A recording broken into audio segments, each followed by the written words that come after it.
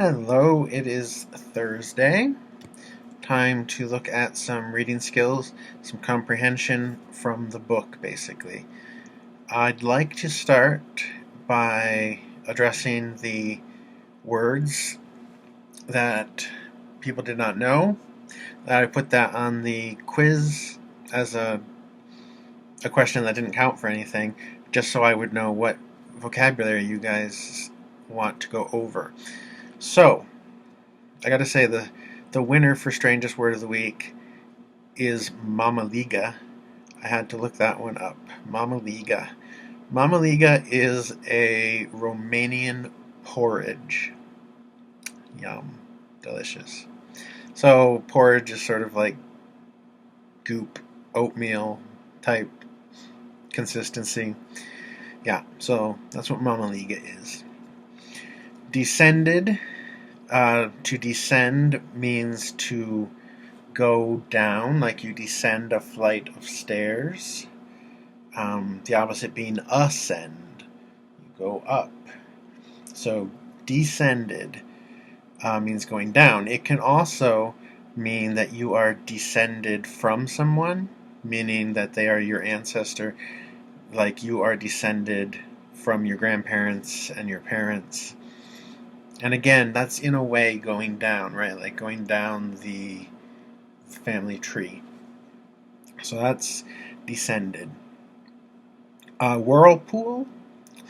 A whirlpool is a place in water that spins around really fast, sucks ships down usually. That's a whirlpool. Twilight is the time of day when it is almost dark, but not quite. So it's that moment between day and night is twilight. Yeah, the light's not quite gone, but it's almost gone. The Carpathians. The Carpathians are a mountain range in Eastern Europe. So that's where Transylvania is, in the Carpathian Mountains.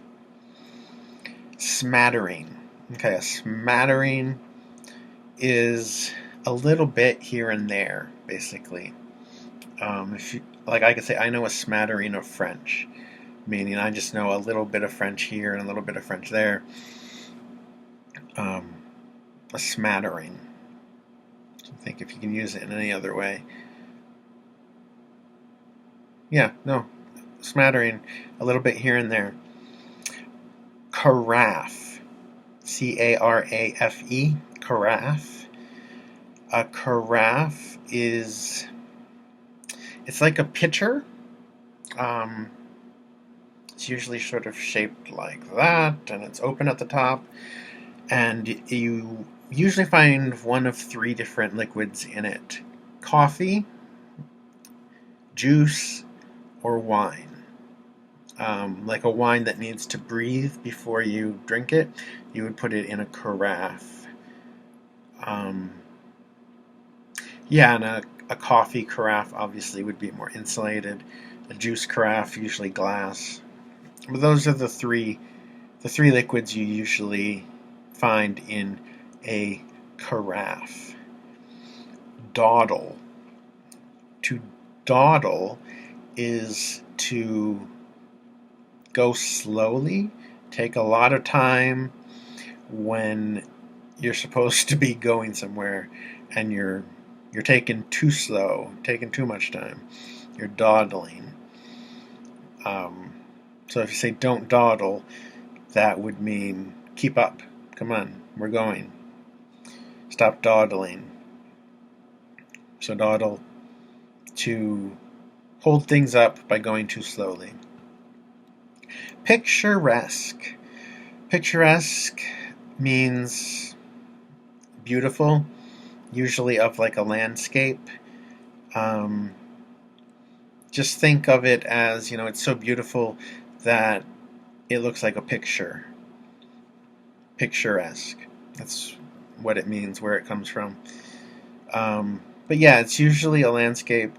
You wouldn't call a person picturesque. You would call them photogenic, but you call a landscape picturesque. Pityingly. Pityingly. We can take that apart into its separate word chunks, starting with pity. And we know what pity is. Sometimes it's a negative thing, sometimes it's a positive thing, but feeling for someone in a lower state than you, like usually like a lower in the class system, or you might pity someone who is homeless. You feel bad that they don't have anything, but it can also be a bad thing, right? It can be like condescending as well. So pityingly. Lee makes it an adverb, so it's going to be describing a verb or an adverb or an adjective.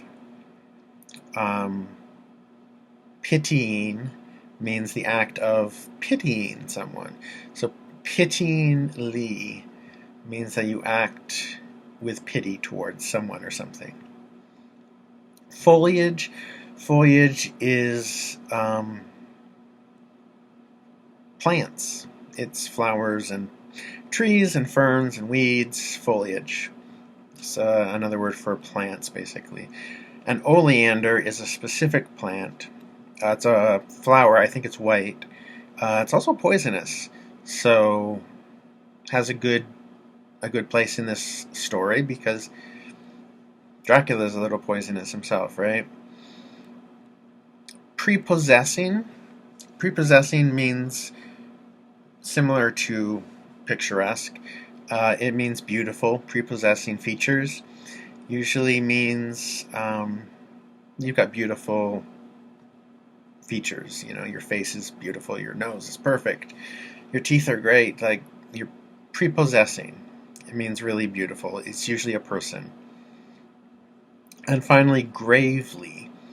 Another great word for this book because it's got the word grave in it, which obviously goes with vampires in graves, right? But this use of the word grave means serious. So grave can mean a place where you bury someone, or it can mean something very serious. So gravely would be doing something very seriously, very seriously. Really taking a good look at it, and solemn, and not taking it for granted, but really weighty, gravely. Okay, so those are the words that you guys listed at the end of last Thursday's quiz. And so I wanted to go over them so that you get a sense of what they mean. And if you watch, I have a recording up now of me reading chapter 2, not the whole thing, but half an hour of it. And I'll stop and point out words in that as well, just to model sort of what your reading experience should look like when you come to a word you don't know. All right.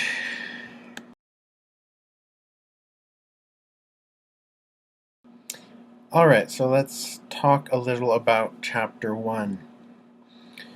Chapter 1 introduces us to a character who may be our hero, Jonathan Harker. Notice he's not the titular character. Remember what titular means of the title. So Dracula is the titular character, so is he the main character or not? Good question to keep in mind. Who exactly is the main character in this book? So, we meet Jonathan Harker. He is a solicitor, which is a fancy British word for lawyer. He's sort of in real estate law, and Count Dracula has ordered him to find a house for him near London because he wants to go see England, um, because there are so many people in London that he can eat.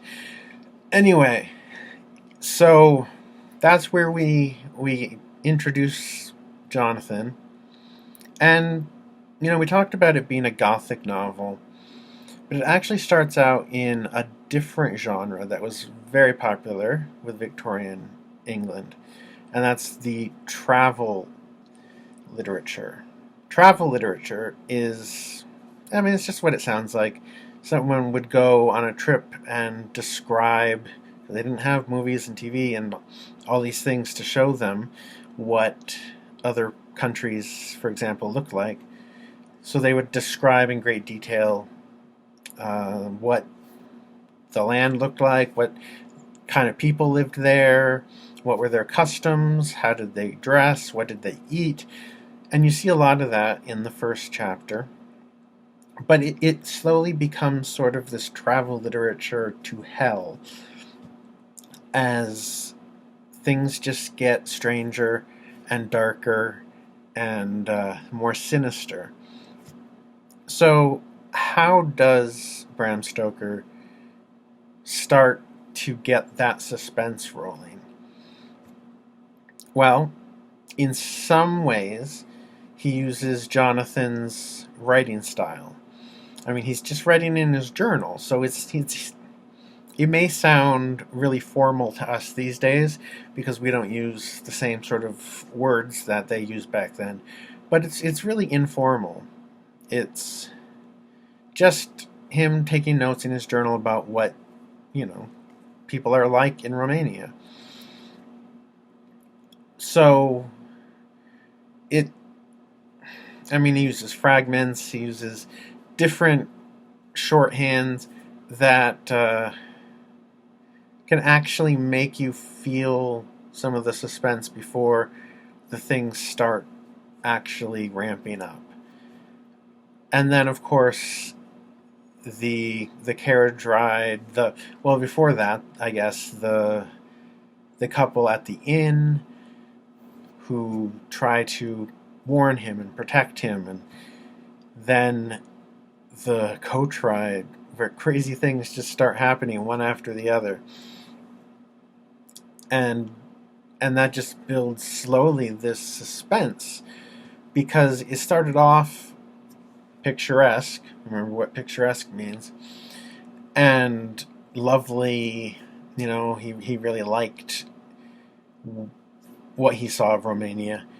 But as he's driven in this carriage, it gets dark and stony and claustrophobic, and there are wolves, and there's this weird fire that he can see through the driver's body, and all this crazy stuff starts happening, right? And the driver is really, really strong and commanding, and sort of seems like he can control the wolves. His eyes look like they glow. So, this is not normal travel literature at this point. And that's how, one after another, these small observations that he's writing in his journal become more and more suspenseful, to the point where he's wondering, what am I getting into here? So that's part of how he builds the suspense. And the driver is an interesting character. In chapter 2, Jonathan starts to wonder if the driver was Dracula himself, because he could never get a really good look at him, right? So that's a very strong possibility. It's never spelled out. Is Dracula the driver of the coach? We don't know. But there's certainly something supernatural about him. I would guess he probably is Dracula in disguise. But he could be some sort of slave of Dracula, because we'll find out throughout the book if we get that far, that those slaves of Dracula do exist. Um, and the last thing, I guess, that I want to point out about Chapter 1 is that east-west dichotomy that we talked about last week.